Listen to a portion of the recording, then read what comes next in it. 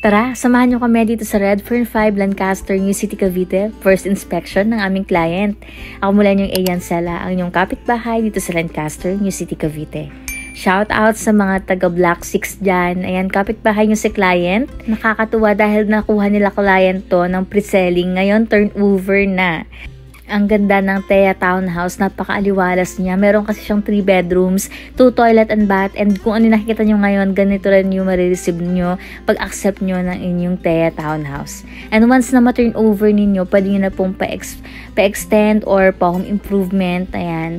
Perimeter lot nga pala si client, kaya meron siyang extra lot pa sa likod. 60 square meter siya. Congratulations, Ma'am Rosemary. And ayan, kasama natin ang ating mga inspection team.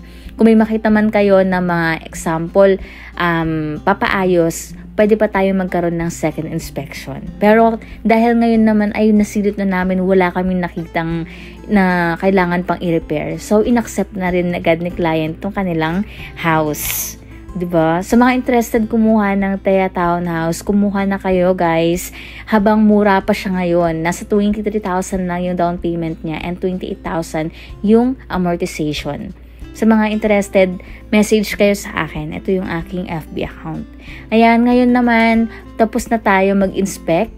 Nagkaroon tayo ng pagkakataon na makapag-ikot konti. Abangan nyo yung aking next vlog dahil ipapasilip ko sa inyo yung mga madaanan namin na mga blocks. Lalagyan ko na lang din para masilip ninyo baka madaanan namin yung bahay ninyo.